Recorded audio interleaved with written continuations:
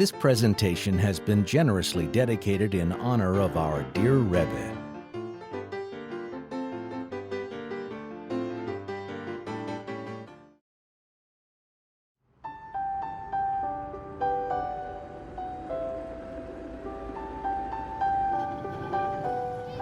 January 9th, 1932.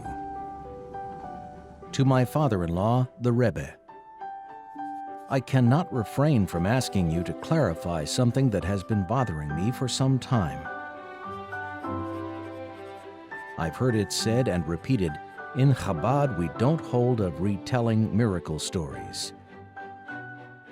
Hasidim refrain from speaking about miracles and they silence those who do speak of them. In your letter to me, the Rebbe expressed a similar sentiment. The doctors told me, tell your parents there is no hope. There's no hope. This child is going to die. She's not going to live the day. In the CAT scan, he reveals that behind my right eye, about in the middle of the gray matter, I have an aneurysm about ready to blow.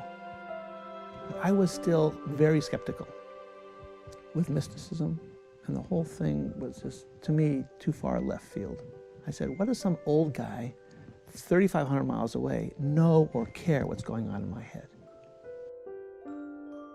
I went home and I said, this is outrageous.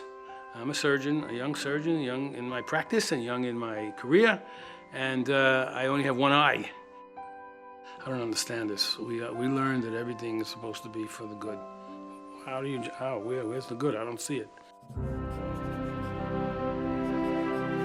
Now, the original Hasidim, they certainly didn't need to discuss such miracles. Their minds and hearts were pure. But in our generation, the hardships of the times have hardened people's hearts. They're buried in the materialism of daily life, and people don't feel refined and uplifted. This is difficult to correct through philosophical debate alone, because intellect is too refined to penetrate the coarse shell of materialism. אז הרבי אמר לי, אני לא יודע למה אתה שותק. בנוכחות כולם הוא אמר לי, אבל אתה נהיה פה. Der Rebbe, mein schweres Du. Ihr könnt jetzt spoilern alles, was ihr wollt. Und von wo schweigt ihr? The Rebbe said, make a Kiddush this Shabbos and things will be all right. Nobody felt like making a Kiddush. It was a very, very strange thing. אני הכנסתי מכתב לרבי, שמצא באנוש, וכתבתי, כבר אינני יודע מה לחשוב. אז הרבי עשה קו מתחת למילים האלה, הוא כותב, ולפלא, שהרי ידוע בכגון דע, ציווי נישואינו רבותינו, טראכט גוט וזיין גוט. Miracles, however, and retelling the wondrous deeds of the righteous uplift the individual. These evoke a desire to shake oneself free from the mundane. They stir the soul, even one mired in the depths. I remain your son-in-law, who sends regards always and seeks the Rebbe's blessings. Menachem.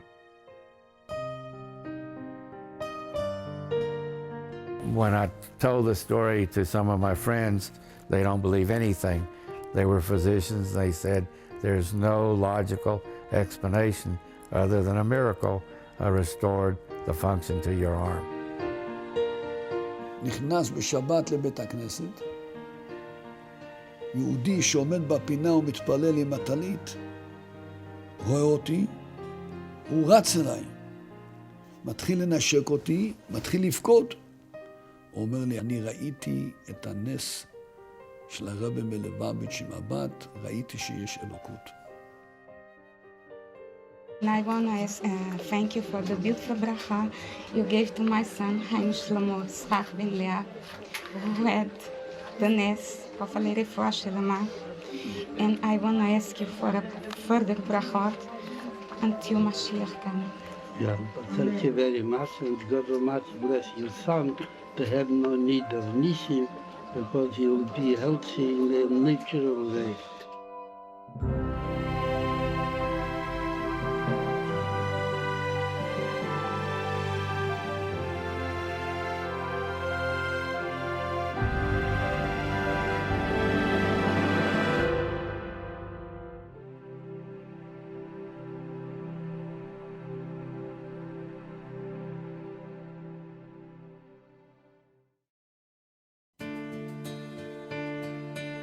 During the 1930s and 40s, Rabbi Dov Yehuda Shochet served in distinguished rabbinical posts in Switzerland and Holland.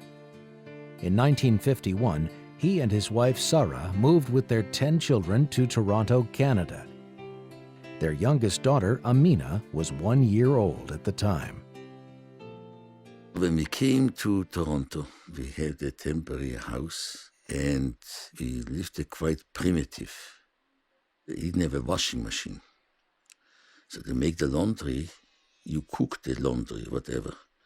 A big pot with a fire. They also not have telephone in the house. So when somebody came to the door, my brother had put it on the floor with the hot water with it on the, and she went open the door. When she came back, my little sister was sitting in the bath, boiling bath. The skin was pushed, peeling off. It's taken right away to the hospital. And the prognosis was dim. They did not know how deep it burned, if the internal parts got burned or not. At that time, I went to the Sick Children's Hospital because I spoke English, and I went there to ask what was going on. And the doctors told me, tell your parents there is no hope. There's no hope. This child is going to die. She's not going to live the day. I didn't want to tell that to my parents. I couldn't tell that to my parents. And I didn't. I said, she's very, very sick. They're very, very sick. They'll try to do their best. They actually put her in a cast because apparently being in a cast and you can't move around in a little bit of a way, it diminishes the friction and the pain. And so it also keeps the liquid of the skin, whatever there is, because the skin is really off and you need the fluids of the skin, it keeps it in. So they had put her in the cast and they told me, tell your parents there's no hope. My father turned to his brother-in-law, Rabbi Chodakov, and asked him to speak to the Rebbe. That was Thursday, November 22nd, 51. Chodakov said, one moment. Then he heard a voice, say, hello. I said, who is this? He said, Schneerson.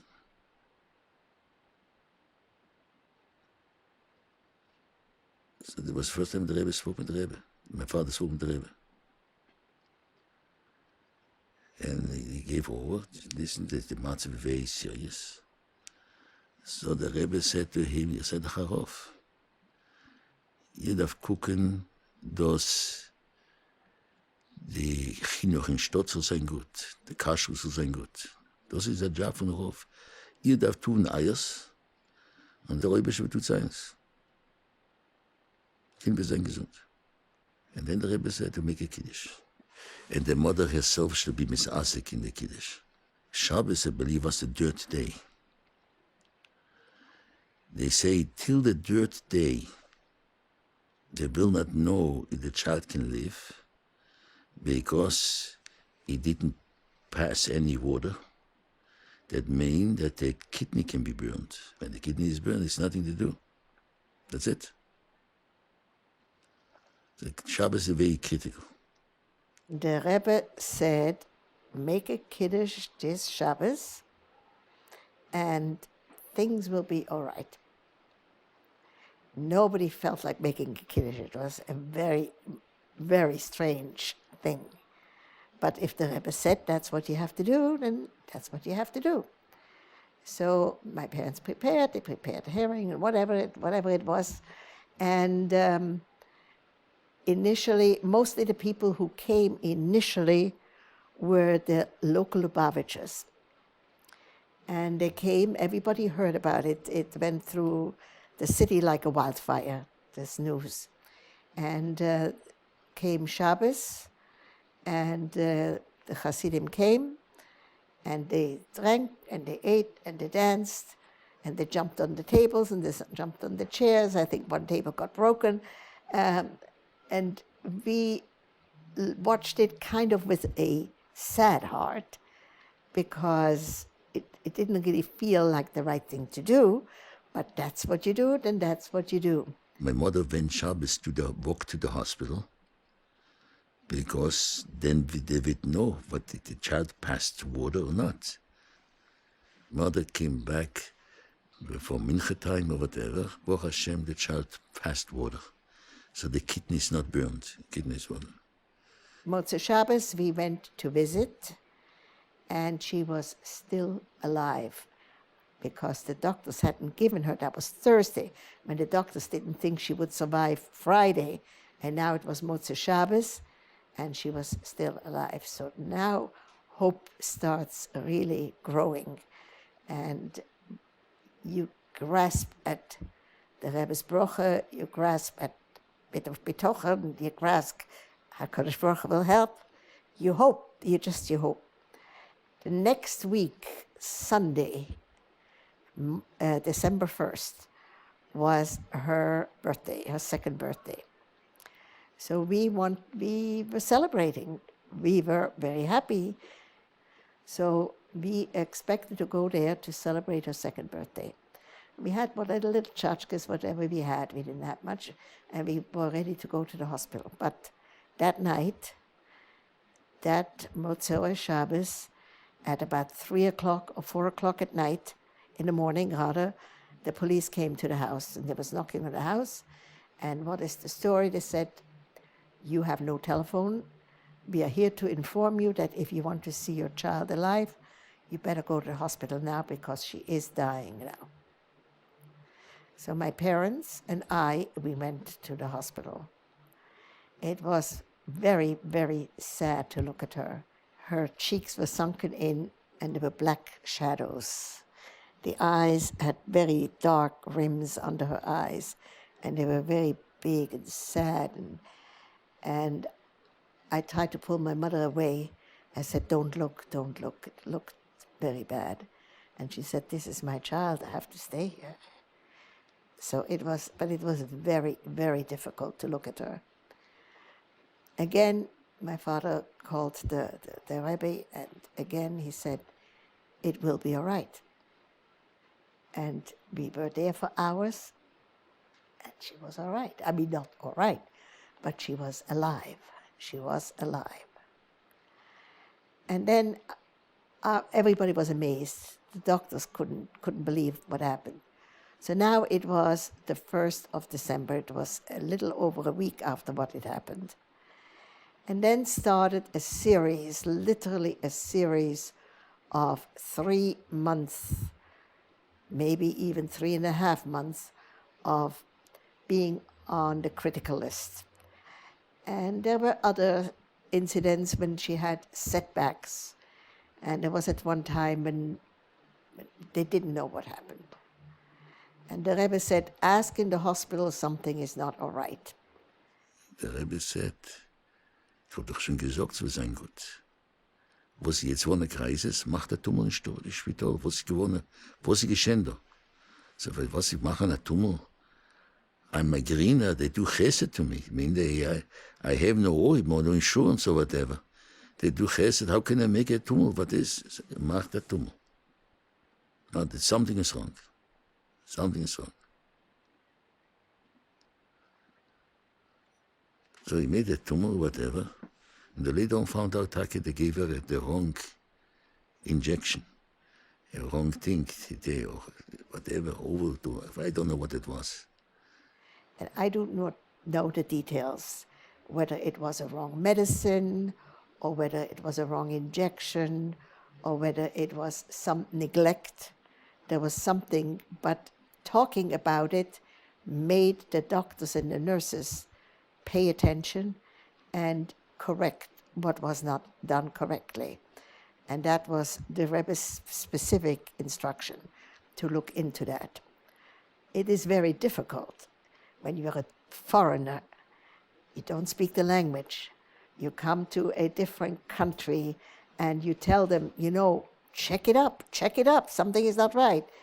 It takes a lot of courage and it takes a lot of initiative to actually do that, but my parents did that because the Rebbe said to look into that. There was a Dr. Weinberg. He said later on, we don't know what Nissim were with this child. By my chasene, when the Rebbe was verbringen, she was standing next to me, next to the Rebbe, the male, and the Rebbe was a gewonnene Kind. A gewonnene Kind. When she was about to get engaged, Yitzchak Newman, he was worried because everybody knew the story, everybody knew how sick she had been, and everybody knew that there had been a big trauma to her body, and he was very worried about her having children. And he asked the Rebbe about it, and the Rebbe said, don't worry, and we know that she has, Belia and Hora, 16 children. Rabbi Avraham Rottenberg descends from the founding family of the Gerer Hasidic dynasty. Born in Breslau in the summer of 1930, he and his family eventually escaped Nazi Germany and made their way to the Holy Land. אחרי הנישואין, אז הציעו לי לנסוע לברזיל ולעבוד שם בהוראה. אז נסעתי לסן פאולו, זה היה ב-1956, קיץ שם, נסעתי לברזיל, לסן פאולו, על מנת ללמד שם, גם אשתי לימדה שם. ואז התחיל, אפשר להגיד, משם התחיל הקשר עם הרבי, כתבתי לו מכתב, כי היו שם כל מיני בעיות, שאלות חינוכיות, כתבתי לרבי, הוא כתב לי תשובה מאוד מעניינת, כן, שמעתי שיש לי בעיות כאן, איך זו ודו בכלל לא, מה שתיארתי לעצמי, לא, ומה לעשות, יותר חשוב, הוא קיצר, קיבלתי תשובה, וזה היה המכתב הראשון שקיבלתי מהרבי בברזיל, בסן פאולו. בקיצור, לא כך מוצאים בעיניי שם, ואז אני החלטתי לחזור לארץ, אבל הייתה לי סבתא בניו יורק, אמרתי, ניסע לניו יורק וניכנס גם לרבי, ואחר כך נמשיך לארץ. טוב, הגענו לניו יורק, זאת אומרת, זה כבר תשי"ז, קיץ תשי"ז, לפני תמוז, אני זוכר, בי"ב תמוז הייתי שם בפברינגן. אז הגעתי לניו יורק, וטלפנתי מהסבתא שלי שם למזכירות, לחוד עקוב, ואמרתי שאני הגעתי, ואם אני יכול להיכנס, אמרתי כן. כן, ככה זה היה עניין של תור, של חודשים, עד שנתנו להיכנס. אמרתי, תבואו, למחרת, כן, ישר למחרת. נכנסתי לפנת בוקר, מהנר האחרון בתור, ככה, כי לא הייתה לי, נכנסתי ודיברתי המון זמן עם הרבי, על ברזיל ועל חינוך וכולו. והוא המליץ, אמרתי כך, אמרתי שאולי כדאי שנשאר פה קצת, שנהיה מורה פה, מה חסרים פה מורים, שם יותר חסרים מורים, אבל אמרתי, יש מי שימלא את מקומי שם, וקיבלתי משרה בניו יורק, ונשארתי שם שנתיים. כל שנה, לקראת סוף השנה, אני לקחתי את כל הכיתה ונכנסתי לרבי. כל הכיתה, והוא נתן שיחה בפניהם, כן, כל שנה ככה, משהו מיוחד. יום אחד אני מקבל מכתב מהבית, אחי כותב מכתב, אני זוכר יום חמישי בערב, כותב מכתב, אומר שאבא קיבל התקפת לב, והוא במצב אנוש. עכשיו המכתב הזה יצא, נגיד ביום ראשון, ואני קיבלתי אותו ביום חמישי. היה קשה להבין את זה, איך לא מטלפנים, איך אני לא יודע מה, איך לא שולחים מברק, שום דבר לא, כתבו ככה. עכשיו אני מקבל מכתב כזה, מה אני צריך לחשוב? ומה, כן, אז אני הכנסתי מכתב לרבי, שאחי כתב כך וכך, וכותב שמצב האנוש, וכתבתי כבר אינני יודע מה לחשוב. כך כתב שם. אז הרבי לקח את המצב הזה, עשה קו מתחת למילים האלה, כבר אינני יודע מה לחשוב, והוא כותב, ולפלא, 3 סימני קריאה ככה, אתה רואה את העוצמה שבזה ככה, ולפלא, שהרי ידוע בכגון דע, ציווי נישואינו רבותינו, טראכט גוט וזיין גוט, ואחכה לבשורות טובות. טוב, קיבלתי את המכתב הזה, ידעתי שאבא שלי חי. זה יום חמישי בלילה. עובר את השבת, ביום ראשון עזרתי אומץ וטלפנתי הביתה. סך הכל היה לי טלפון ובבית היה טלפון. ואז כל כך היה נדיר לטלפן מעבר לים, מי עושה דברים כאלה? היום מטלפנים 10 פעמים ביום. אבל אז זה כאלה, טוב, אז אמא שלי מרימה את הטלפון, שאלתי אותה מה שלום אבא, יצא מכלל סכנה. שאלתי אותה מתי? היא אומרת לי ביום חמישי. טוב, יפה, טוב. עברתי את הכביש והלכתי במינכה שם, ואמרתי, שהרבי יוצא ממינכה. נו, הראתם שטויבס פמיר? שאל אותי. אמרתי לו, כן. עכשיו דיברתי בטלפון, יצא מכלל סכנה. אז הוא שואל אותי מתי, אמרתי לו ביום חמישי בערב. כן? יום חמישי בערב. הוא אומר לי, wenn את ihr umgeben zu trachten gut? מתי אתה התחלת לחשוב טוב?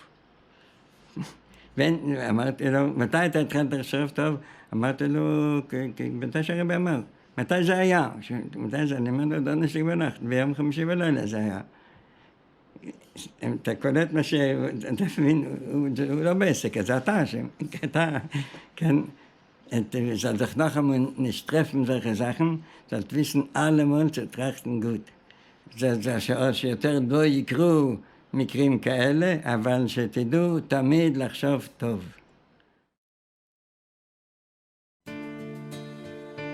Rabbi Gimpel Oremland grew up in Israel during the 1930s and 40s, where he served for 2 years as a personal attendant to Rabbi Avraham Yeshaya Karolitz, the Chazon Ish, and studied under Rabbi Yaakov Yisrael Kanievsky, the Steipler Gaon. In 1960, after living for 2 years in Brazil, he and his wife moved with their 3 children to southern New Jersey. In 1963, their son, Rabbi Yaakov Oremland, was 3.5 years old. In 1963, they're bringing me home at night, my grandparents, and it's pouring rain. One car cut off another car, so on and so forth. The car went flipping over. I went flying out of the car. I believe it was out of the windshield, and ended up in a puddle face down. My grandmother also went flying out. She was badly hurt, and my step-grandfather, her husband, was killed on the spot. My grandmother, Lo Shalom, managed to roll over and to pull my head out of the water after some time. באתי לבית החולים, שאלתי ישר על בני, ונתנו לי להיכנס לחדר.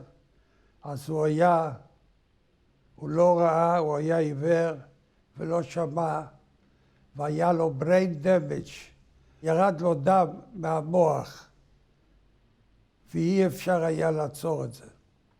אז הרופא אמר, תחכה קצת עם הלוויה של האבא של אשתך לבשה, הבן שלך, אם הוא יחזיק מעמד עוד כמה שעות זה יהיה הרבה, אז תעשה ביחד.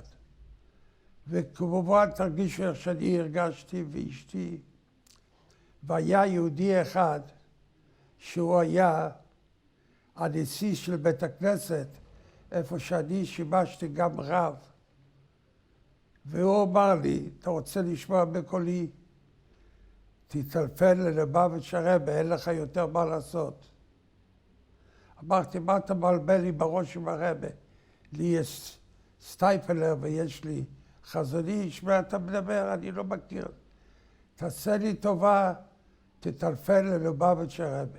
הוא לא נתן לי מנוחה עד ששמעתי בקולו, והוא טלפן בשבילי, היה לו טלפון, ושמה זה היה, אני זוכר כמו עכשיו, 4 בבוקר. היה יהודי בשם חרדקוב, זכרונו לברכה, שהוא המזכיר של הרבה, והוא שמע את כל המעשייה ואמר לי, תחכה רגע, הוא צריך למסור לרבה. הרבה עוד היה בשעה הזו במשרד שלו. הוא בא בחזרה לטלפון ואמר לי, הרבה אמר שתטלפן לו בעוד שעה. אז אני התחלתי להגיד, מה אתה מספר לי עוד שעה? עוד שעה הוא כבר לא יהיה בחיים. אז הוא מאוד התרגז עליי, הוא התחיל לצעוק עליי ואמר לי, במילים האלה, רביד, אוי בגלייבת את הדרם הזוג טלפוניר נשור הרם, ותור דסקד לם, ווס טלפוניר תראה, דווקא יש טלפוניר. אז אמרתי לו, אני אטלפן בעוד שעה. אתם יכולים לתאר לכם, השעה עברה, הילד בינתיים החזיק מעמד. ניגשתי לטלפון עם גלמן, והוא שוב פעם טלפן בשבילי, ואחד יעקב אמר לי, רגע, הרבי רוצה לדבר איתך. והרבי אמר לי במילים האלה, דגזירה איזובר, הגזירה עברה. את הלוויה תעשה שלך ישר של אבא של אשתך. זה שהרופאים אומרים שהילד גם כן לא יחיה, אז אני אומר לך שהגזירה עברה והילד יחיה בעזרת השם. The Rebbe said, the Gezerah is over, and the Rebbe continued, I'd like you to do a few things for me. Number one, give $1,800 tzedakah. Now, 1963, $1,800 was a lot of money, and my father did not have it. I believe at that time my father went to a Mr. Truckee to borrow the money. But the Rebbe said to give the $1,800 and not to Lubavitch. Give it to tzedakah anywhere else you want, but not to Lubavitch, number one. Number two, add the name. Add a name, and the name should be, the Rebbe specified which name, not Arafoil, nothing to do with Refuah, the name Ben Zion. And the Rebbe said the third thing is, tell the doctor to call me, and I will tell the doctor what to do medically. And he even stated afterwards, the Rebbe said, and one thing I have a favor to ask you. When things will improve, let me know. Because people usually call me up with their problems, and then when things get better, they never let me know. So please let me know when things get better. And the Rebbe specified, didn't say if things get better, when things will get better. הרבי אמר לדוקטור סטרינגר, ישנה זריקה שלא מזמן יצא, ואת הזריקה הזו תיתן לו למוח בדיוק במקום איפה שזה מדמם. אז הוא אמר לרבי, את זה אני שמעתי, למה שמעתי על ידם. הוא אמר לרבי, שאתה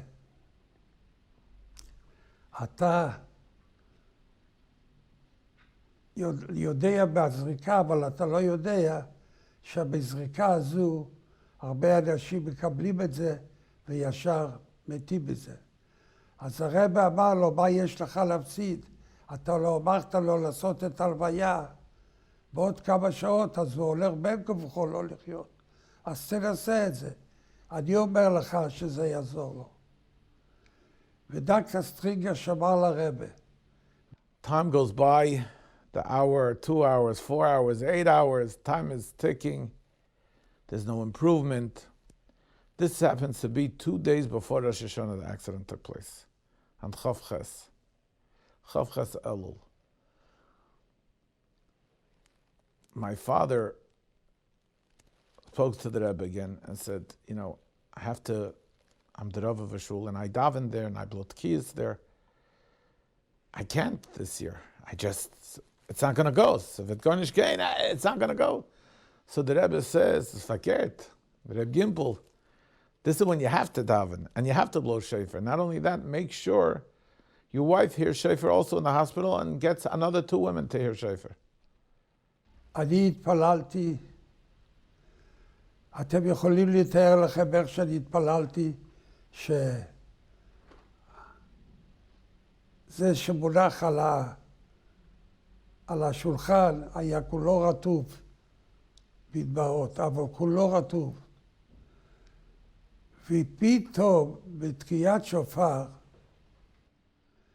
כשתקעתי שופר הייתי בטלית על הראש, אז אדם הגבאי בשם ליפשיץ עצר אותי ביד ואמר לי, תסלח לי שאני מוכרח לעצור אותך. קיבלנו כעת ידיעה מבית חולים שהוציאו את הילד מהחדר איפה שמתים, הכניסו את הילד לטיפול נמרץ, שזה כמובן שימח אותי, וידעתי מאוד וחשבתי כל הזמן איך הרבי יכול, בן אדם יכול להגיד לי הגזירה זובה. בתור ליטבק, כשהייתי בישיבות כאלה, לא יכולתי להבין את זה. A few months after the accident, Yaakov was still in a coma. His father, Reb Gimpel, was invited to attend his first Farbrengen with the Rebbe. אני באתי לשם. באתי על יד הרבי, ונתנו לי כוסית, ואמרתי לרבי, לחיים, והרבי התחיל לצחוק עליי, ואמר לי ככה, שכולם יראו. כוס גדולה. והרבי שפך לי וודקה מהבקבוק שעמד על יד הרבי. ושתיתי, אז הרבי אמר לי ביידיש, מוצגרת מזולויסטרייקה לגנצן. דיברנו שתשתה הכל. שתיתי הכל ושתקתי. At the end of the Farbrengen, they were singing the Rebbeim's Nagunim. At this point, the Rebbe turned to my father, called him over, and says, right now we're singing the Rebbeim's Nagunim. And all the Rebbeim are here now. And the Rebbe listed all the Rebbeim. And he says, now's an Eis Ratzon, and you can ask anything you want. הרבי אמר לי, אבל אתה אני פה. השוור שלי, החותן שלי, הרבי מקודם פה. ואתה שותק, תגיד מה שאתה צריך, אתה יכול כעת לקבל הכל. אז אמרתי שהילד צמח והילד לא מדבר. כל הדברים האלה אמרתי. אז הרבי התחיל לצחוק ואמר לי שיש לי ברכה כעת מאיתו ומאיתם, שיהיה לי הרבה נחת ממנו, שבקרוב הוא ידבר, ויהיה לי ממנו יידיש וחסידיש נחס. My father went to another Farbrengen, and again, you know, the Rebbe motioned to make him more l'chaim, and so on and so forth. Many, many, many months later, there's a new nurse on the staff. She comes over to my bed, my mother's sitting there. And all of a sudden, again, you have to remember, this is a department where there are only vegetables there. And all of a sudden, this nurse says to me, again, they didn't know the name Yaakov, so Jacob or Jay, they called me. What would you like to drink tonight? Milk or soda? הוא פתח את העיניים ואמר סודה. ואשתי התעלפה. למה שאחרי 9 חודשים לשמוע ממנו סודה והעיניים פתוחות, והיא התעלפה ולקחו אותה לבית חולים, והיא הייתה בבית חולים יום או יומיים. ולילד התחיל כל פעם להיות קצת יותר טוב, אבל אני זכרתי שהרבי אמר לי, אל תשכח להודיע לי בשורות טובות, למה שלרבי לי באים רק עם בשורות רעות, בשורות טובות, שוכחים להודיע לי. אז הודעתי לרבה שהילד פתח את העיניים והוא אמר סודה, והרבה אמר שבקרוב הוא יגיד אבא ואמא ויהיה לנו הרבה נחת. I had to learn everything from scratch again. How to speak and how to eat and how to move and everything from A to Z. The problem was everything, my body was working fantastic. I was speaking and eating and feeding myself already and everything was great. But my legs, just nothing helped my legs. And I was, on my legs I had 2 metal braces. There was no way I was able to stand. In March 1965, after close to a year of rehabilitation, Reb Gimpel took his son, now 5 years old, for a private audience with the Rebbe. As my father carried me into Yechidus, the Rebbe told my father to put me down and I should walk over. And my father says to the Rebbe, "But Rebbe, he's on 2 metal braces, kann nicht. Kann nicht afilu zu stehen da, he can't even stand here." So the Rebbe called my father over and said, my father should put me down on the Rebbe's lap. And my father should leave the room. The Rebbe says, I don't remember what went on at this point. I remember my father bringing me in. I remember being on my father's hands and his arms. I remember him putting me down on the Rebbe's lap, but that's it. But 20 minutes later, my father was called back in, and I really limped out with my father at this point. As time goes on, my father makes a neder because both my parents couldn't believe what's going on. And my father says, if I make it to my bar mitzvah, which I didn't think I would, it's going to be a bar mitzvah azovi sheva brachas, 7 days. V'kach have.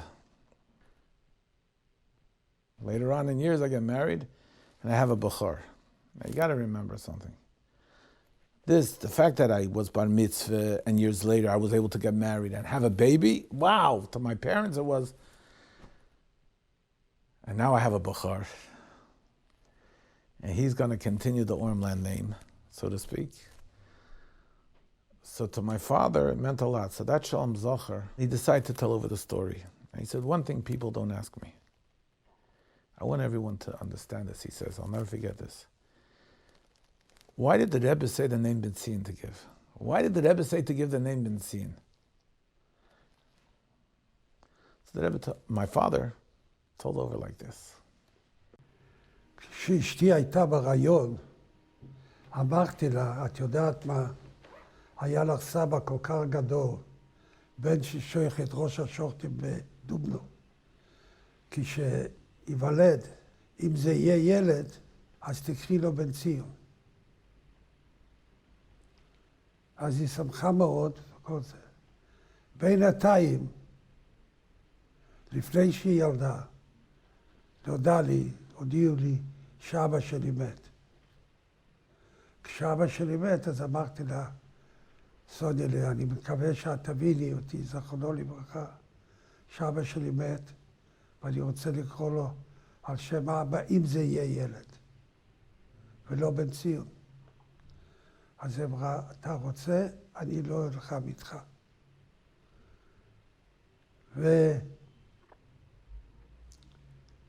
נולד ילד ונתנו לו שם יעקב שמואל. כמובן, אחרי זה אנחנו נסענו מברזיל לאמריקה. כשבאנו לאמריקה, מספרת לי אשתי שבברזיל, את זה היא מספרת לי, היא לא רצתה להגיד לי כל הזמן, שהיה לה חלום שהסבא שלה, בן ציון, בא אליה ואמר לה, למה את השארת אותי במקום רטוב, לא טוב לי, למה לא הוצאת לי משם? ושבועיים אחרי זה, או חודש אחרי זה, האבא שלי בא גם כן בחלום אליה, ואומר לה שהוא מודה לה מאוד שהיא מוציאה אותו כך וכך ולוקחת אותו אליה הביתה. בינתיים כשקרה האקסידנט, שמסרתי כבר את כל הדברים האלה, הרבי אמר לי לתת לו שם בן ציון. ואמרתי לאשתי, איך הרבי יודע שקוראים לסבא שלה בן ציון? אז היא אומרת לי, אשתי, היא לא מבינה אותי, כנראה שמשהו קרה לי. את זה אני זוכר מה שאמרה לי. הרבי לקח ואמר לך, מה שהרופאים אומרים, זה לא יהיה. זה יהיה כפי מה שהוא אומר.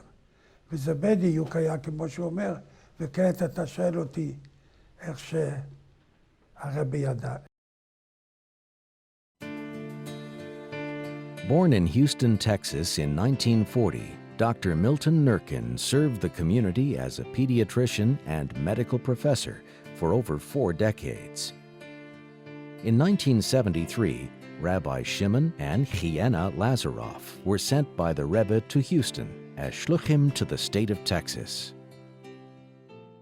When I came to Houston, I came myself, my wife, and 4 children. No, we have 4 children. You have a children doctor. You need a children doctor. So they introduced me to a Dr. Milton Nurkin. He was a young doctor, and he was introduced to me like a good doctor. So I went to him, and we became very friendly. Since my wife was a teacher, and her schedule was rigid, and I was a shliach, working 25 hours a day, and doesn't make a difference day and night. So I was the one who go. Usually a mother goes with the children to a doctor. So I went. So I went to the doctor one day. I took care of it, everything. One day I come, where is Dr. Nurkin? He's on vacation. Fine. Took it. So his partner took care of my child. A week, 2 weeks later, I had to take care of another child. Went to the doctor. Where is Dr. Nurkin? He's on vacation. I started getting suspicious that something is wrong. Vacation, what I'm going to get into details. Went another a week or 2, so I did 4 weeks. He's on vacation. Okay, vacation. One time, also very soon later, yeah, he's there. Oh, so he had a nice vacation. That's a long vacation. He became very serious. Get into my office. Come into my office. I'd like to talk to you. I went into his office. Usually, the doctorium doesn't take you to your office. Go and check in the little room, and that's it. Go to his office. Says, Rabbi Lazaroff. I was not on vacation. I was in the hospital. In the spring of that year, in April, my left arm lost its function. I was seen by the prominent neurosurgeons in Houston, the neurologist, the internist. All available diagnostic tests were done, and unfortunately nothing was found. Within several weeks, not only was it weak and loss of sensation, it had no movement and no sensory findings. That forebode a very bad problem, either in my spinal cord or in my brain, and had nothing to do with the muscles or the bones in my left arm.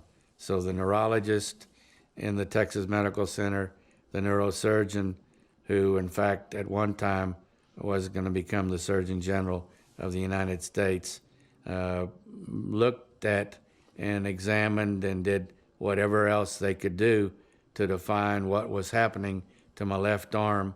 And unfortunately for me, and challenging to them, there was no diagnosis of what caused the paralysis of my left arm. He said that. What should I tell you, doctor? Eved Avrom Anechi. I'm the Rebbe's, Lubavitch Rebbe Shliach. And the Rebbe is a big tzaddik. There is a deal, a tzaddik with God, since the tzaddik does everything that God asks him to do. So when the tzaddik asks God, God also is willing to do what God wants, what the tzaddik wants. So therefore, we Chassidim, we sending for a brocha from Rebbe.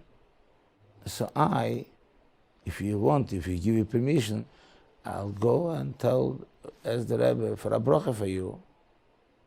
I don't remember now if I wrote or I telephoned.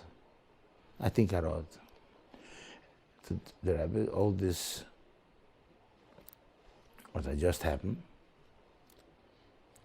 And I was hoping for an answer.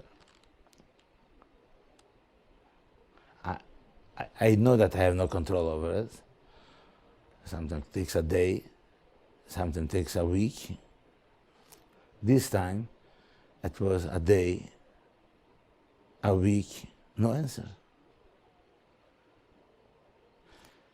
Next time I had to go to the doctor, I was already embarrassed to go to the doctor.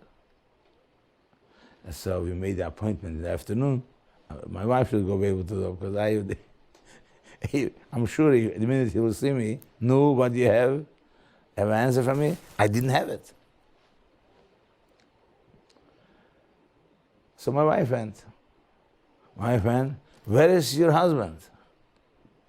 He had to do something. I told my wife why I'm not going.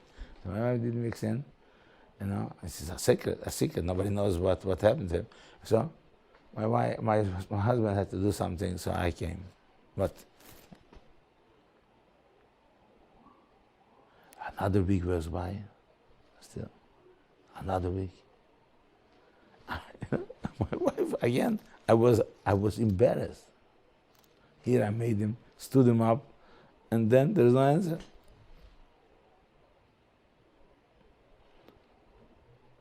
One day, 8 o'clock in the morning, here in New York, it's already 9, telephone rings. On the other line, Bjorn Klein. Shimon, yeah. I have an answer from Rebbe. I have an answer from the Rebbe about something you send in. See, the Rebbe, it was yesterday, came out from the Chadakov, 1:30, but we didn't want to wake you up. So we waited, the office is open, and we're telling you that the Rebbe answered. Dr. Nurkin. The erste Sache he asked, Lidrish bishleime bishmi. I usually know an answer. I never had an answer like this. Lidrish bishleime bishmi means the Rebbe asked me to find out how are you in his name. Then the second answer was B'dikas Tefillin. B'dikas Tefillin. I remember it definitely. And then Ashkenaz. Rabbi Lazaroff calls me and says, "How are you doing today?" And I said, "It's unbelievable, but today's the first day that my arm is functioning." That morning in August, when I got up to get out of the bed, almost unconsciously, I used my left arm to help me get out of bed. And I woke up my wife and I said, "Helene, look at this. My arm is moving and I actually have strength in it because I used it to get out of the bed." She says, "Come on, don't joke with me." I said, "Look, I can move my arm and I've got feeling in it and I've got strength." And she was almost tearful, saying, "Whatever the cause was, it's gone, and you need to tell the surgeons and the neurologists that for whatever the reason be, function returned to my left arm." And I did go back to the hospital and explain to Dr. Neblett, Dr. Zeller, that in fact my arm was functioning. They examined me and they say, we have no way of telling you what was there, and we're very happy, in fact, that your function is returned. My arm was perfectly normal with strength, mobility, and sensation. So all the functions of the arm totally returned that morning as I got up. It happened to be something before I give me the pagret. I have to be by the Rebbe anyway. So I took the till. In those days it was, Shane had Rabbi Shane, the Worcester male, he had a Svarim store with carp, right? On Kingston, Leominster Park. I went to him, give the check, and guess what? And Yotcha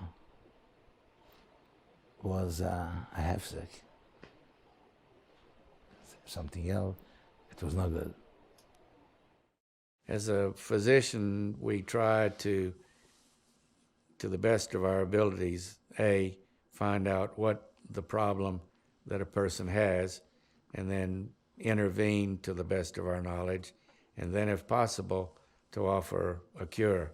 In this particular instance, as a man of science and with a group of very prominent physicians, we had no reason for the onset of the problem.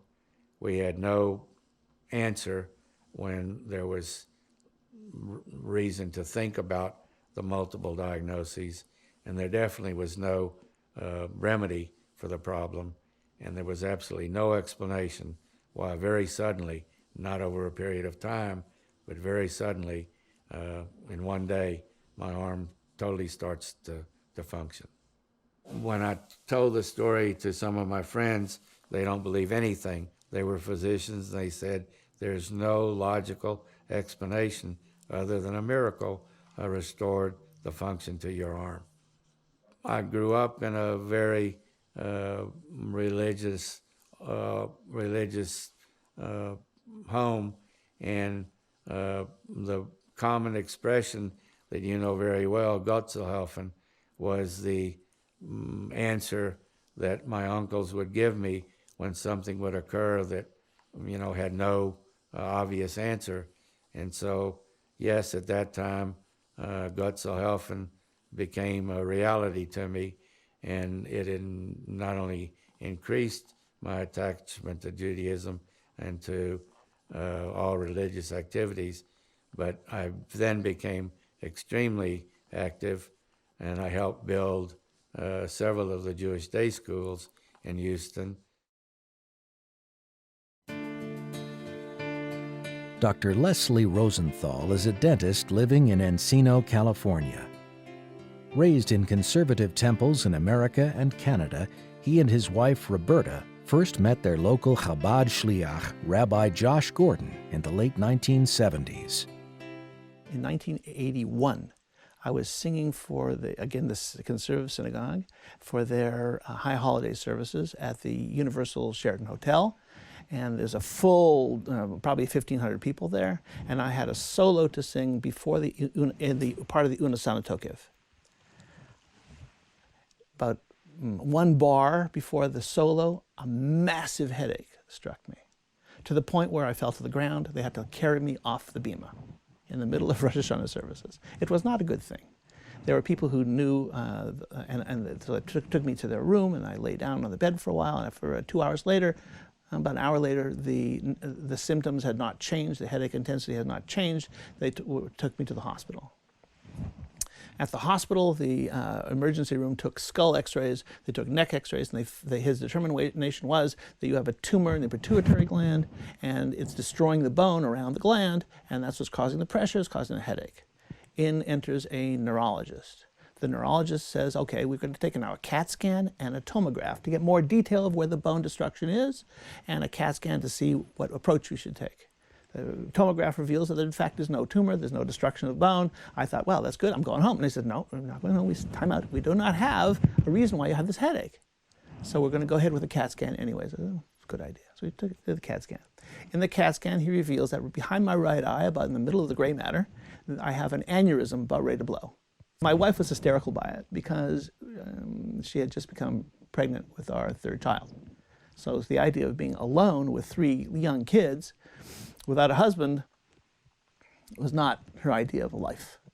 So she began to push me for the next step. The next step was the last test.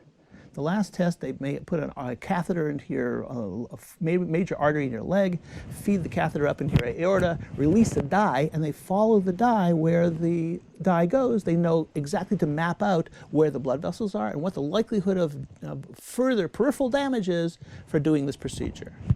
The procedure consists of the following. Either making a hole in your head or removing your eye to get in where the area was and uncovering the aneurysm and putting metal clips on it. If you put metal clips on it, you stop the blood flow to that piece of blood vessel and it won't blow, except for the fact that because it's a blood vessel feeding something along the line, you could have a stroke right away and that could be the end of that. Well, that's not a good thing because as a dentist, you can't function with your partial facilities. It's got to be working. So that wasn't a good choice for me. The other choice was to surgically uncover the aneurysm and coat it with super glue. So you reinforce the wall so it can't blow. I thought that's a good choice. It's a better choice, except for the fact that you have to destroy more tissue to uncover the aneurysm, which would lead to a deficit as well.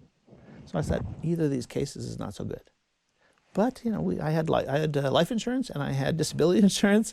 So my wife was at least saying, okay, we have to go ahead with finding out what this is, and I was ready to not go ahead. So finally, she was so upset by the whole situation that I decided, okay, we'll do this. But I'll do it only under the condition that if you're going to do that procedure, do the aortic arch angiogram and find the extent of the lesion, you must have an operating room ready so that you can move me from this room to that room, do the procedure, so if I wake up, I want to make sure it's over, and I don't have to think about it again. It's done. Everyone agreed. But that's when Rabbi Gordon stepped in. Rabbi Gordon, we already had been taking his hospitality for a long time. We were already toying with the idea of Shomer Shabbos. He knew where we were headed. We had heard about the Lubavitcher Rebbe and lots of things that the Rebbe was supposed to have done. We heard, we would attend classes where Sichos of the Rebbe were discussed with Rabbi Gordon. I would attend his Chumash class every morning. I was at shul every Shabbos. So he began to say to me, he says, listen, you have to write the Lubavitcher Rebbe a detailed letter about what's going on here. And you have to ask him for a blessing. But I was still very skeptical with mysticism, and the whole thing was just, to me, too far left field, way out there. So I said to him, I said, listen, it's not my thing, but if you, and I said some things that are pretty disrespectful. I said, what does some old guy 3,500 miles away know or care what's going on in my head? That's where I was coming from. And Rabbi Gordon's comment was, then why not write it? What harm could it do to you to write it? And you ask for a blessing from a very great man who has given blessings to many, many people who have had wonderful things happen in their lives. So I relented. I wrote a 3-page handwritten letter, very small handwriting. And in those days it was snail mail. There's no such thing as email. I sent it to the Lubavitcher Rebbe. We got an answer within 4 days. It took probably a phone call came to Rabbi Gordon. The phone call was essentially, there's nothing wrong with you. If you have to take this last test for your own scientific mishigas, he didn't use that word, I'm sure. If you have to take the test, I give you a bracha that it should be successful, but there's nothing wrong with you.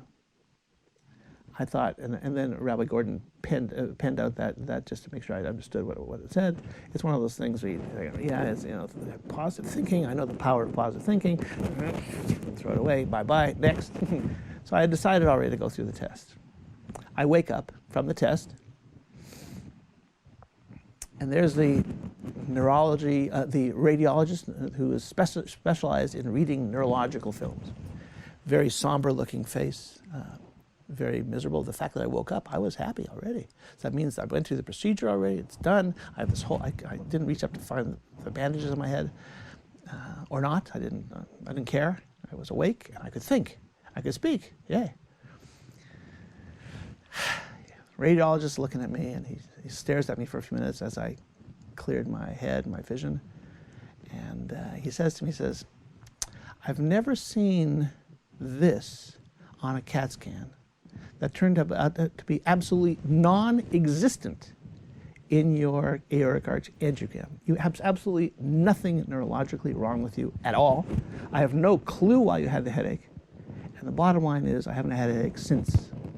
This is 1981. So we had just gotten a brand new dining room set in my house. And we weren't kosher enough to have the rabbis over, but we put up these heating lights. We had a party at my house with wine and everything you can imagine, catered by one of the kosher restaurants in Los Angeles. And we're dancing in the street, celebrating this miracle. Dr. Leonard Lovich is a general surgeon in Whittier, California.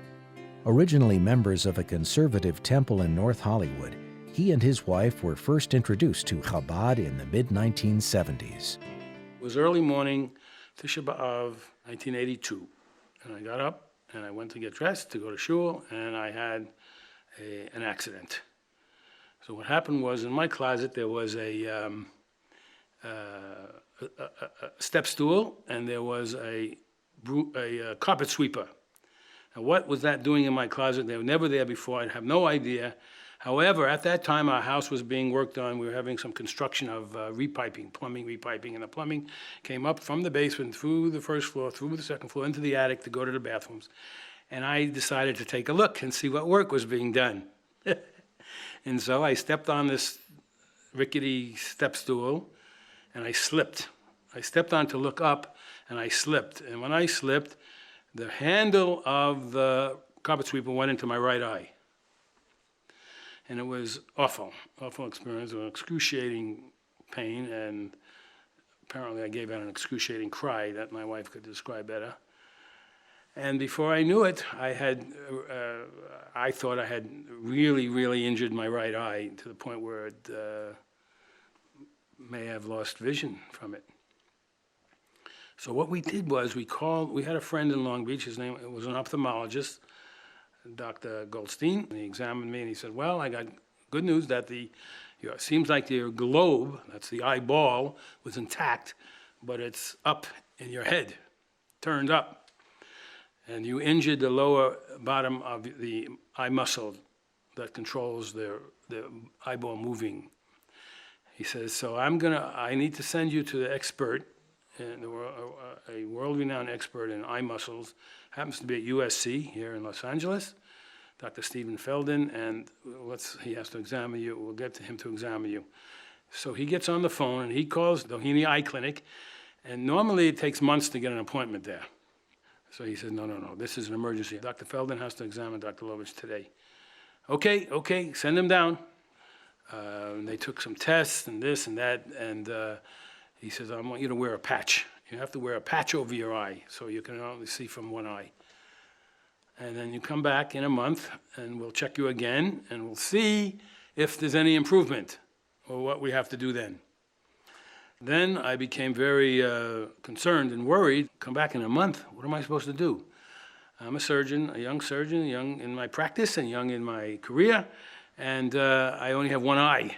And surgery cannot be done with one eye. You have to have two eyes. You have to be able to have stereoscopic vision in order to operate. So I closed down my office, or at least the people working. I told them I'm not coming in. Maybe I'll come in to do some paperwork, but they can't schedule any cases for me. And sure enough, a month went by, and we went back to see Dr. Feldin, and there was no improvement. So he said, you know what, I think that we've given it enough time. I think we need to do an operation on your eye so I can look and see if there's anything I can fix there. When the operation was over, he came out to the recovery room, and my wife was there, and he said to us, I have good news and bad news. Oh, what's the good news? He said, the good news is that we operated on you, and we found out that the eye muscle was intact, that it was injured severely, but not torn off the eyeball. The bad news is I couldn't do anything to fix it. Couldn't fix it. It's not fixable. It's just an injury that it is what it is. So he says, you continue wearing the patch and then come to my office and we're going to get you special glasses, which are called prism glasses that divert the light. So because the eyeball was up in the head, whatever, change the direction of light and you can see. Well, I went home and I said, this is outrageous. Because a young man like me who just starting out in practice, who spent his whole life preparing to be a surgeon, and what have you, to be now shut off. It seemed that I was shut off completely. So I called myself and I called Rabbi Grona. And I told him, I asked him, I said, I don't understand this. We learned that everything is supposed to be for the good. Where's the good? I don't see it. So he talks to me at length. I remember it was at least 45 minutes. Tore his thoughts and tore from the Pasha, and I even was taking notes as he was talking. And he said, you know what, I'm going to go and talk to the Rebbe. I'll get back to you. The next weekend, I think it was a Sunday, we had a simcha in the community, and we come back early evening, and the phone rings, and the phone is Rabbi Grona.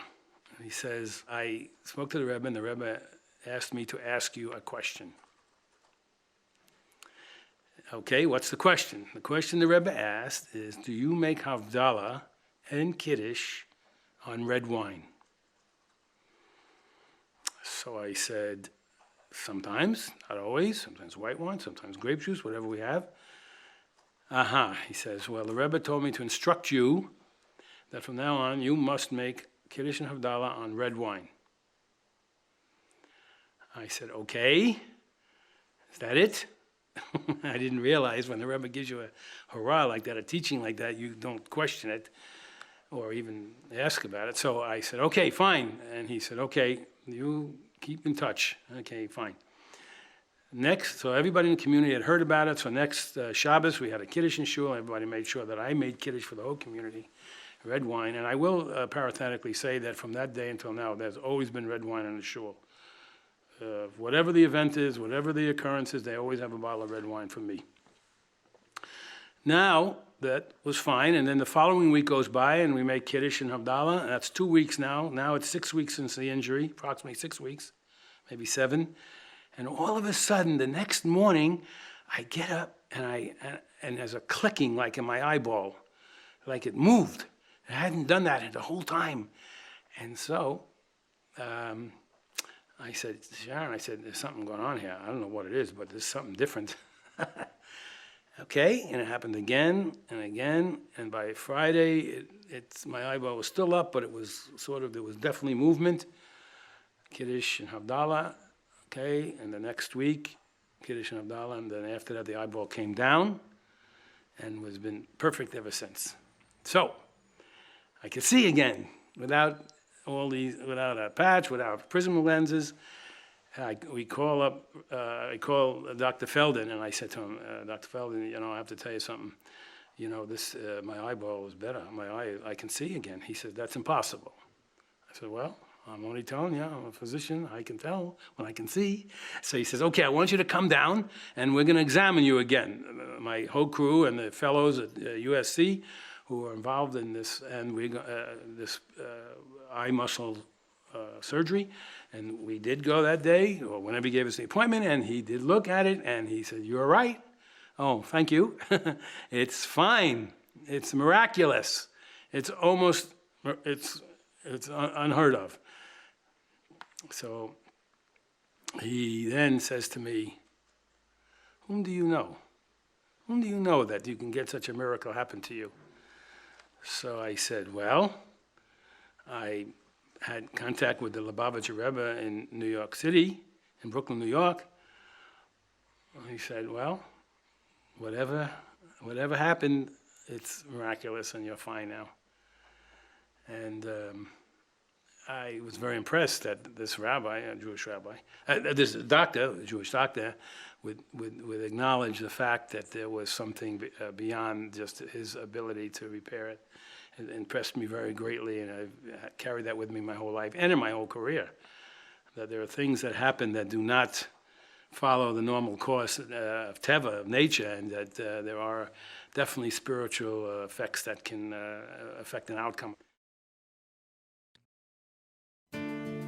Rabbi Yitzhak David Grossman is Chief Rabbi of Migdal HaEmek, Israel.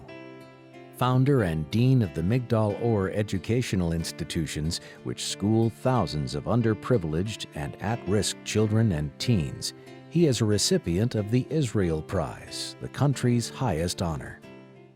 הבת שלי, חיה רבקה, הבת הבכורה, כשהיא הייתה בגיל 16, היא חוזרת מהבית ספר עם עין נפוחה. חשבנו שזה כלום, עין נפוחה.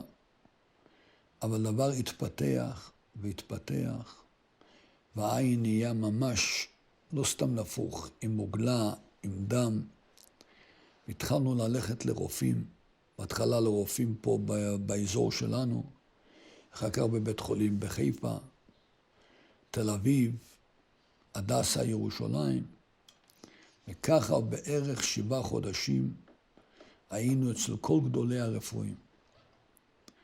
רופא אחד אומר שזה עין, רופא שני אומר שזה האור, אחר אומר שזה אלרגיה, הרופאים שלא יודעים, הם מחפשים אלרגיה, לא להתרחץ פה, לא להתרחץ פה.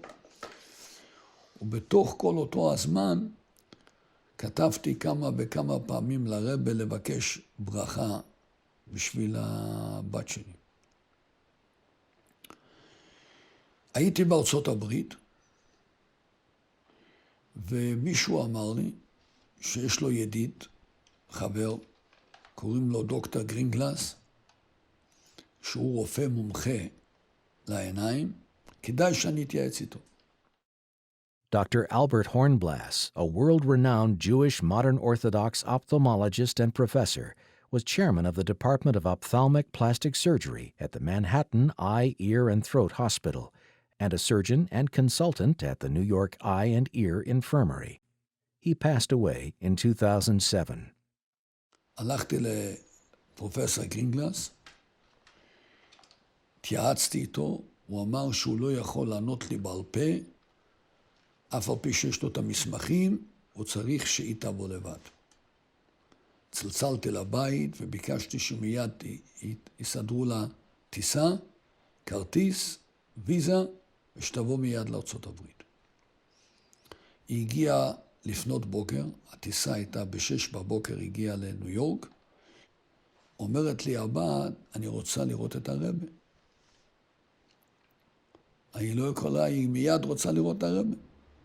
אז היה הנוסח שבשעה 10 בדיוק הרבי היה מגיע ל-770. והאנשים היו מחכים בחוץ לראות את הרבי. לפעמים נותן לילדים שם הצדקה, או לפעמים אומר שלום או לא, ונכנס.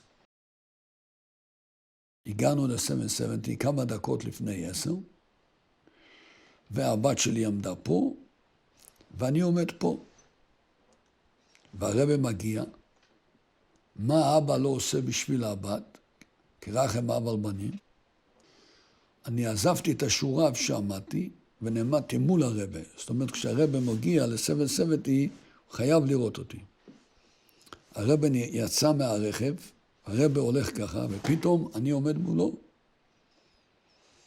אז הרבי הסתכל, הוא הבין שיש לי... זה היה... אמרתי לו, רבי, זאת הבת שלי, שיש לה את הבעיה עם העין, ושאני צריך שיהיה לה רפואה שלמה, שהרבי יברך אותה. הרבי הסתכל עליה, ואומר לי, לבדוק מיד את המזוזה, ויהיה לה מיד רפואה שלמה, ושתזכה לגדל אותה לטוירו, לחופו ולמייסים טויבים. והרבי המשיך. אני מיד יצאתי החוצה, היה טלפון ציבורי, צלצלתי לבית, ואמרתי לרבנית שהרבא אמר שצריכים מיד לבדוק את המזוזות. ויש לנו סופר, שמעתי לקרוא לה סופר, ומיד להוריד את המזוזה ולראות. בדקו את המזוזה, וזה לא יאומן, המילה בין עיניך הייתה מחוקה. המילה עיניך. המילה עיניך הייתה מחוקה. מיד קבעו מזוזה אחרת, מזוזה קשירה. כל זה קורה בארץ, כשאני נמצא ב-770 מתפלל שחרית, אחרי איך שראיתי את הרבי, והבת שלי מחכה לי שם, היה מסעדת בן שונס, אני כבר לא זוכר איך שזה נקרא, משהו כזה, הייתה מחכה לי. אני גומר להתפלל, אני יוצא, אומרת לי הבת, אבא, מה עם העין שלי? אמרתי, מה קרה? אז אני מרגישה משהו קורה. סוף הסיפור, הדבר נעלם. היא הלכה לנוח, כמה פתאום אין, נעלם, כאילו לא היה. יש לי תור אצל פרופסור גרינגלס. אמרתי לה, בוא נלך. הוא מקבל אלם, הוא מסתכל, יש לו את הסכין. שם כל הבעיה שהייתה שם. המוגלה והדם ומה שהיה שם. והנה הוא רואה עין נורמלית. סיפרתי לו מה שקרה.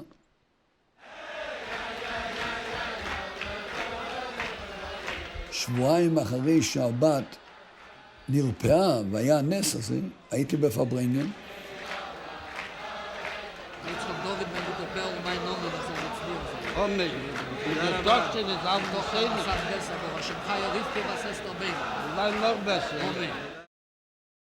עברו 18 שנה. אני אורח כבוד בניו ג'רסי, נכנס בשבת לבית הכנסת, יהודי שעומד בפינה ומתפלל עם הטלית, רואה אותי, הוא רץ אליי, מתחיל לנשק אותי, מתחיל לבכות, ואני מתבונן, אני לא מכיר את האיש הזה. התברר שזה היה פרופסור גרינגלס. הוא אומר לי, אני ראיתי את הנס של הרבי מלובביץ' עם הבת, ראיתי שיש אלוקות.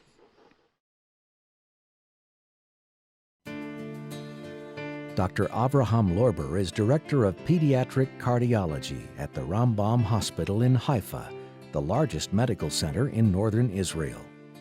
During the mid-1980s, he was training at Guy's Hospital in London, England, under world-renowned pediatric cardiologist Professor Michael Tynan. במהלך התמחות זו עבדתי בבית החולים, בכל היחידות שלו וגם במרפאות החוץ, ושם נתקלתי, פגשתי במשפחה המטופלת בילדים, ובתוכם תינוק שהגיע לבדיקה, להערכה על רקע של הפרעה בסגסוג. הילד הפסיק לאכול טוב והפסיק לעלות במשקל כפי שהיה צפוי. התפתחו אצלו סימנים של קוצר נשימה, עם עצבנות יתר בתפקוד, עם הפרעות שהיו כה ניכרות, שהיה קשה לשלוט בו בתנאים ביתיים, והיה צריך להדריך את המשפחה ולטפל בילד באמצעים תרופתיים כדי לייצב אותו, וכל זאת בגלל מום מולד בלב.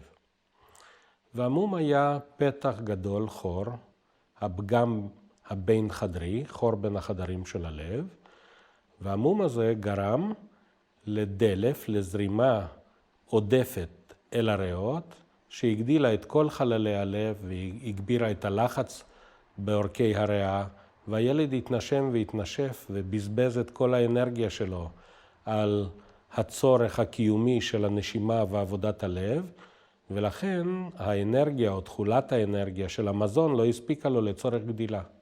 בסוף הבדיקה פניתי למשפחה והסברתי להם שיש פה החמרה של מצב, שיהיה צורך לאזן את הילד תרופתית כדי שלא יהיה בסכנה קיומית מיידית, ושבעקבות הייצוב הזה אנחנו נאלץ להציע להם צנתור אבחוני הכנתי, כדי לקבל מידע מתוך חללי הלב עצמם, מידע של לחצים, ריבועי חמצן והזרקה של חומר ניגוד כדי לתעד ולתאר את המקום שבו נמצא הפגם, ובעקבות המידע הזה להציג את הנתונים בפני הצוות הניתוחי הבכיר של בית החולים, על מנת שיסגרו את הפגם על ידי פתיחת בית החזה, חיבור הגוף למכונת לב ריאה בזמן שמשתקים את הלב, ואז סגירה ותפירה של הפגם וחזרה לתפקוד מלא של הילד עם תקופת שיקום יפה. המשפחה קיבלה את הבשורה מתוך הבנה ומתוך תודה על תשומת הלב שהם זכו במסגרת המערכת, והם באו בבקשה שנשהה מעט את קבלת ההחלטה עד שהם יפנו אל הרבה ויקבלו את הדרכתו וברכתו לצורך ביצוע פעולה, ואנחנו כמובן נענינו, אף שהגויים שבתוך המערכת לא הבינו את המהות הזאת. ואני מיודעי והיכרותי את המהלך של הדברים גם בהיותי איש ארץ ישראל, הסברתי להם את הדברים ואמרתי שאני סמוך ובטוח שהם יחזרו אלינו עם תשובה לאחר שהיא תתקבל מהרבה עם הברכה שלו, ואכן הם חזרו. ובידם היה דולר שכשהם נסעו אל הרבה לשאול בעצתו, הוא ברך אותם, את התינוק שהפסיק להתפתח באותה עת, ואת הדולר שהוא מסר לו, ועם הדולר הזה כאות או כמתת או כסמל הם הגיעו ואמרו, הנה זהו הסימן שהרבה ברך את הילד, ואמר לנו ולכם, להם למשפחה ולכם לנו לצוות המטפל, שהקדוש ברוך הוא ידאג לילד הזה, לבריאותו, לשלומו, ושלא נתערב בגינו ורק נצפה בהתפתחותו ובצורת תפקודו, ואכן כך עשינו. כשהגיעה המשפחה אל המרפאה עם הבשורה והברכה מהרבה, יחד עם הדולר שהיה הסמן של אותו מחווה, הם בישרו לנו את העניין, ואני העברתי את העניין ישר לידיעתם של הממונים. הייתה פליאה גדולה. ברגעים הראשונים היה אפילו כעס או אלבון מה, אבל מיד הייתה התעשתות, ועברנו לפסים יצירתיים של הסכמה עם דרך ניהולית של המקרה הרפואי, עם דרך שבה ניתן לראות כך שהילד יוכל להיות בבקרה ולראות שהוא לא ניזוק, וכנגד זה לראות אם באמת השינוי שיחול יהיה שינוי משמעותי. בוודאי שכל המערכת ראתה את זה, שהם יבואו פעמיים שלוש והילד יהיה על סף כשל, וההורים ייאלצו לבקש אותנו להתערב שמא הם יפסידו את הילד. זאת הייתה ראייה הראשונית במפגש הראשון ואפילו במפגש השני. אבל מן המפגש השני התחילו להיות שינויים שהיו ברורים, ובמפגש השלישי והרביעי וכל המפגשים היו דחופים. היה ברור שחל פה מפנה כל כך משמעותי שהתובנה השתנתה אצל כל המערכת שעקבה אחר הילד בכל הרמות. יש פה מערכת סיעודית, אלה ששוקלים ובודקים את הנשימות ואת התגובה לגבי הטיפול התרופתי אצל המשפחה ואצל הילד, וכמובן המערכת הרפואית והמערכת הרפואית הבכירה, שהיא גם מלמדת ומנחה ועוקבת שלא נעשות טעויות מבחינת שמירת הבטיחות והאינטרסים ארוכי הטווח של התינוק. כולם התעשתו והבינו שיש פה משהו שהוא שונה. במהלך המעקב אחר ההתפתחות וההשתנות שחלה בתינוק, שהתחיל לשגשג, לגדול, לזחול, לעשות דברים שילד נכה מבחינה לבבית לא יכול לעשות. השינוי הזה עורר תחושות שונות גם אצל פרופסור מייקל טיינן, גם כשנפגשנו בנסיבות מקצועיות, בוועדות ובישיבות בבית החולים, הנושא הזה עלה מחדש, אפילו בבדיחות הדעת, כשהיו ילדים נוספים בהמשך מגיעים אל המרפאה או למחלקה לצורך צנתור וניתוח, אז פרופסור מייקל טיינן ככה בקריצה היה שואל, שמא נשלח אותו אל הרבה לפרק זמן מסוים ונראה איך זה ישפיע על גויים ולא רק על יידן. וזה היה מין מחווה כזה מצידו, איש רחב אופקים מאוד, אבל היה לו קשה להסתגל לשוני הזה שהאקדמיה שלו, הידע שלו והניסיון הרב הופרכו על ידי למעשה מעשה ניסים.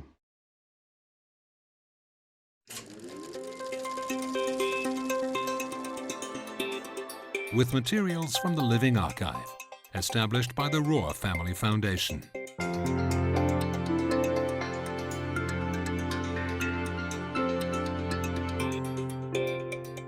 Video collection preserved by Benjamin Federman in tribute to his parents.